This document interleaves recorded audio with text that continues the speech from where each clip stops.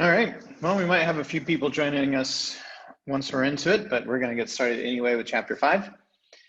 So just a reminder, in chapter 4, Caspian went into the Lone Islands and more or less overthrew Governor Gumpus and put the Lord Byrne in his place.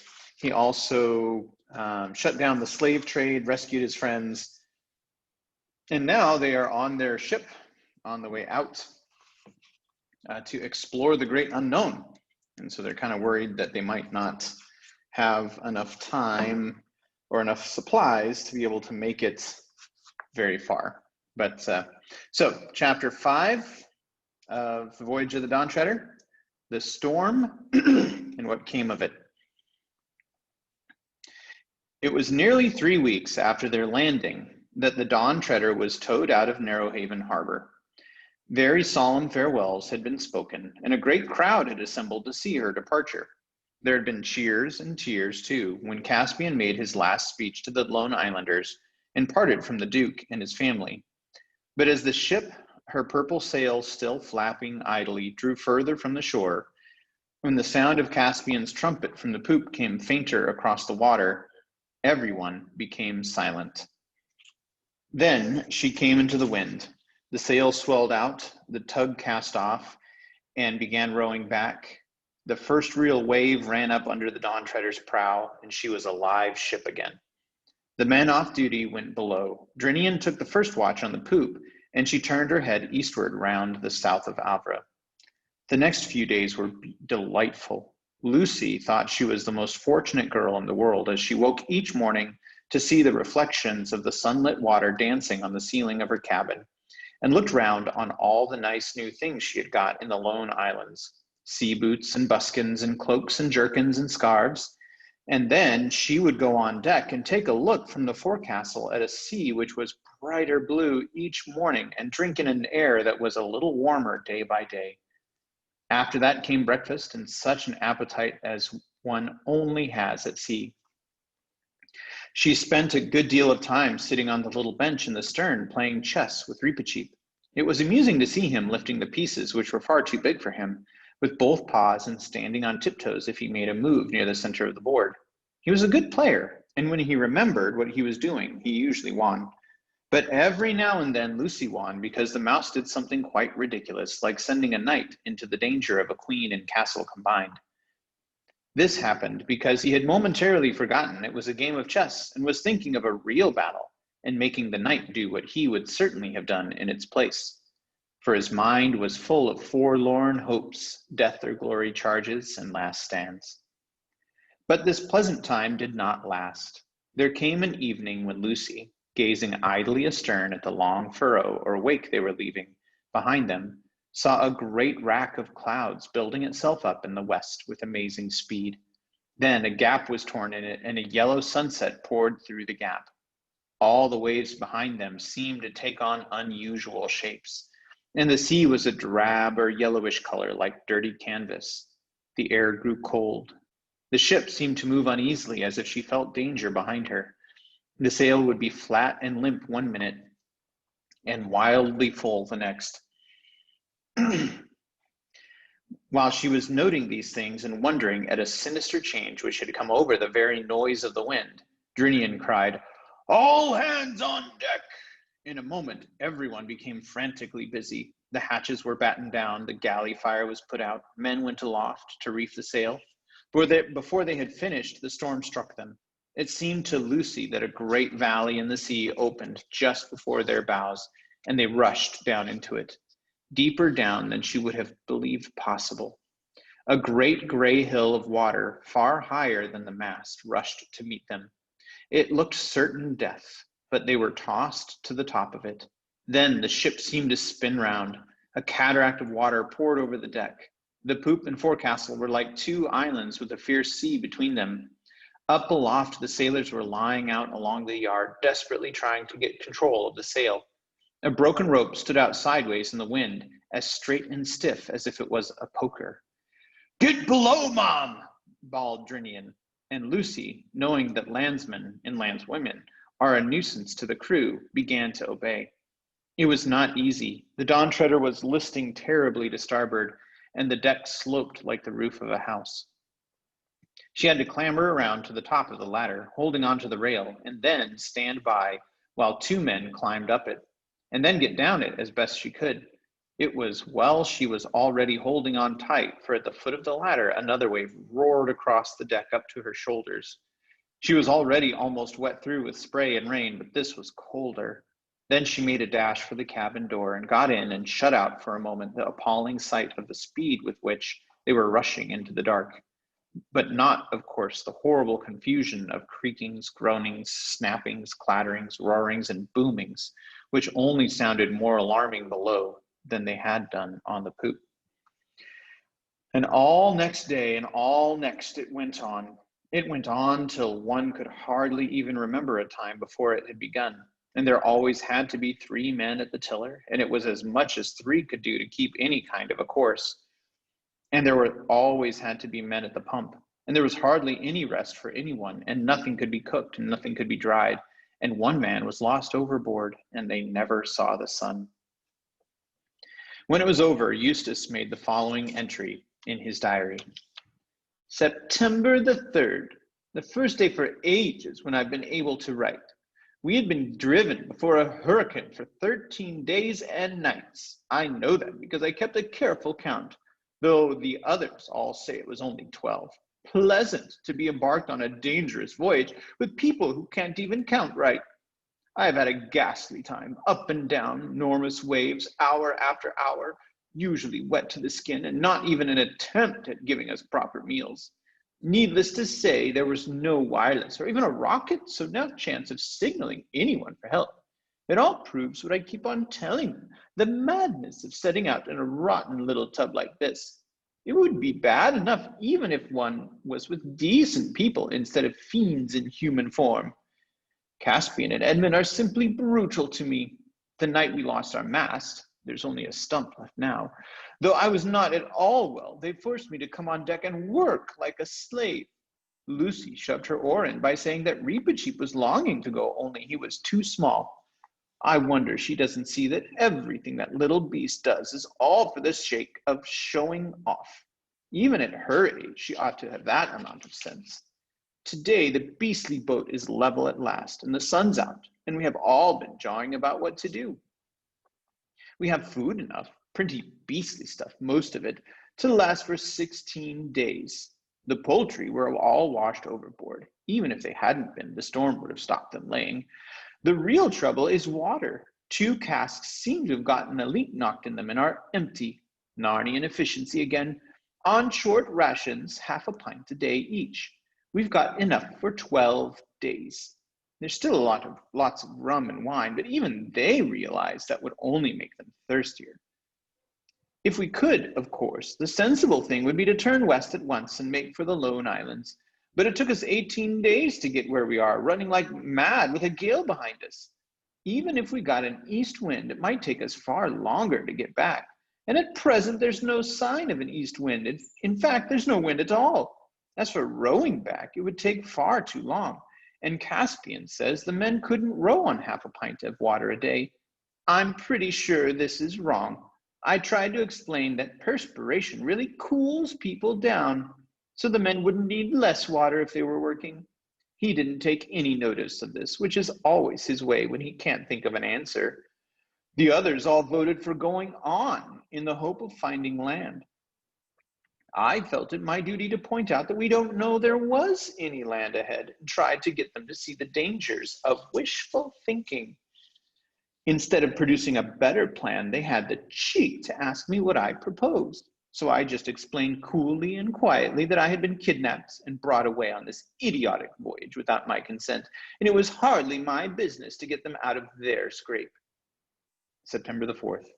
Still becalmed, very short rations for dinner, and I got less than anyone. Caspian is very clever at helping and thinks I don't see.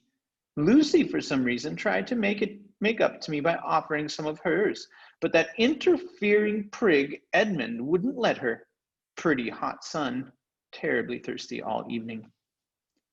September the 5th. Still becalmed and very hot. feeling rotten all day, and I'm sure I've got a temperature. Of course, they haven't the sense to keep a thermometer on board. September 6th. A horrible day. Woke up in the night knowing I was feverish and must have a drink of water.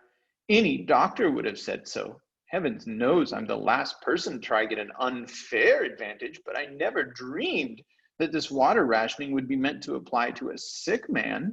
In fact, I would have woken the others up and asked for some, only I thought it would be selfish to wake them. So I just got back up and took my cup and tiptoed out of the black hole we slept in, taking great care not to disturb Caspian and Edmund, for they've been sleeping badly since the heat and the short water began. I always try to consider others whether they are nice to me or not. I got out all right into the big room, if you can call it a room, where the rowing benches and the luggage are. The thing of water is at this end. All was going beautifully, but before I had drawn a cupful, who should catch me but that little spy Reap? I tried to explain that I was going on deck for a breath of air. The business of the water had nothing to do with him, and he asked me why I had a cup. He made such a noise that the whole ship was roused. They treated me scandalously. I asked, as I think anyone would have, why Reepicheep was sneaking about the water cask in the middle of the night. He said that he was too small to be any use on deck. He did sentry over the water every night so that one more man could go to sleep. Now comes their rotten unfairness. They all believed him. Can you beat it? I had to apologize, or the dangerous little brute would have been at me with his sword. And then Caspian showed up in his true colors as a brutal tyrant and said out loud for everyone to hear that anyone found stealing water in the future would get 24. I didn't know what this meant till Edmund explained it to me. It comes from the sort of books those Pevensey kids read. After this cowardly threat, Caspian changed his tune and started being patronizing. Said he was sorry for me and that everyone felt just as feverish as I did, and we must all make the best of it, etc., etc. Odious stuck-up prig. Stayed in bed all day today. September the 7th. A little wind today, but still from the west. Made a few miles eastward with part of the sail, set on what Drinian calls the jury mast. That means the bowsprit set upright and tied, they call it lashed, to the stump of the real mast. Still terribly thirsty. September the 8th. Still sailing east. I stay on my bunk all day now and see no one except Lucy, till the two fiends come to bed. Lucy gives me a little of her water ration. She says girls don't get as thirsty as boys. I had often thought this, but it ought to be more generally known at sea. September the 9th. Land in sight, a very high mountain, a long way off to the southeast. September the 10th. The mountain is bigger and clearer, but still a long way off. Gulls again today for the first time since I don't know how long. September the 11th. Caught some fish and had them for dinner. Dropped anchor at about 7 p.m. in 3 fathoms of water in a bay of this mountainous island. That idiot Caspian wouldn't let us go ashore because it was getting dark, and he was afraid of savages and wild beasts. Extra water ration tonight. What awaited them on this island was going to concern Eustace more than anyone else, but it cannot be told in his words because after September 11th, he forgot about keeping his diary for a long time. When morning came with a low gray sky, but very hot, the adventurers found they were in a bay encircled by such cliffs and crags that it was like a Norwegian fjord. In front of them, at the head of the bay, there was some level land heavily overgrown with trees that appeared to be cedars, through which a rapid stream came out. Beyond that was a steep ascent, ending in a jagged ridge, and behind that a vague darkness of mountains, which ran into dull-colored clouds, so that you could not see their tops. The nearer cliffs at each side of the bay were streaked here and there with lines of white, which everyone knew to be waterfalls, though at that distance they did not show any movement or make any noise. Indeed, the whole place was very silent, and the water of the bay as smooth as glass. It reflected every detail of the cliffs. The scene would have been pretty in a picture, but was rather oppressive in real life. It was not a country that welcomed visitors. The whole ship's company went ashore in 2 boatloads, and everyone drank and washed deliciously in the river, and had a meal and a rest before Caspian sent 4 men back to keep the ship. And the day's work began. There was everything to be done. The casks must be brought ashore and the faulty ones mended if possible, and all refilled. A tree, a pine if they could get it, must be felled and made into a new mast. Sails must be repaired, a hunting party organized to shoot any game the land might yield, clothes to be washed and mended, and countless small breakages on board to be set right.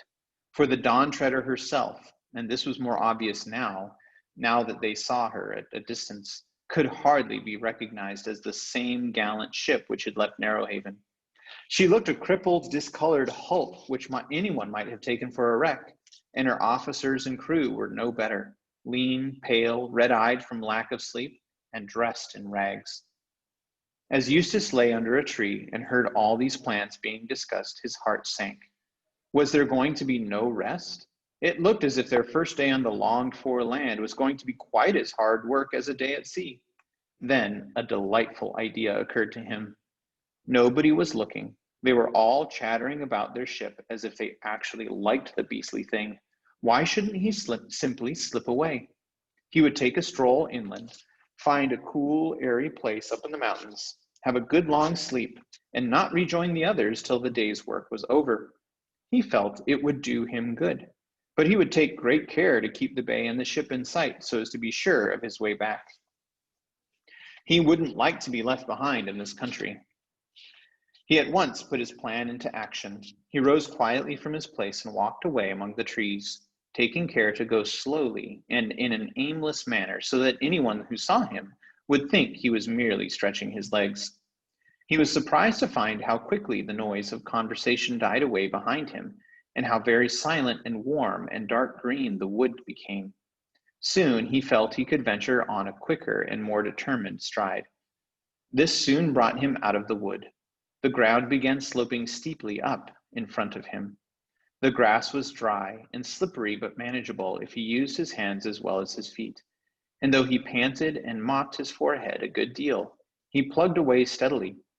This showed, by the way, that his new life, little as he suspected it, had already done him some good. The old Eustace, Harold and Alberta's Eustace, would have given up the climb after about 10 minutes. Slowly, and with several rests, he reached the ridge. Here he had expected to have a view into the heart of the island, but the clouds had now come lower and nearer, and a sea of fog was rolling to meet him. He sat down and looked back. He was now so high that the bay looked small beneath him, and miles of sea were visible. Then the fog from the mountains closed in all around him, thick but not cold, and he lay down and turned this way and that to find the most comfortable position to enjoy himself. But he didn't enjoy himself, or not for very long. He began almost for the first time in his life to feel lonely. At first, this feeling grew very gradually, and then he began to worry about the time. There was not the slightest sound. Suddenly, it occurred to him that he might have been lying there for hours. Perhaps the others had gone. Perhaps they had let him wander away on purpose, simply in order to leave him behind. He leapt up in a great panic and began the descent. At first, he tried to do it too quickly, slipped on the steep grass, and slid for several feet. Then he thought this had carried him too far to the left, and as he came up, he had seen precipices on that side, so he clambered up again as near as he could guess to the place he had started from, and began the descent afresh, bearing to his right. After that, things seemed to be going better. He went very cautiously, for he could not see more than a yard ahead, and there was still perfect silence all around him. It is very unpleasant to have to go cautiously when there is a voice inside you saying all the time, "Hurry, hurry, hurry." For every moment, the terrible idea of being left behind grew stronger. If he had understood Caspian and the Pevensies at all, he would have known, of course, that there was not the least chance of their doing any such thing. But he had persuaded himself that they were all fiends in human form. At last, said Eustace, as he came slithering down a slide of loose stones, scree is what it's called, and found himself on the level. And now, where are those trees? There's something dark ahead. Why, I do believe the fog is clearing. It was. The light increased every moment and made him blink. The fog lifted. He was in an utterly unknown valley, and the sea was nowhere in sight.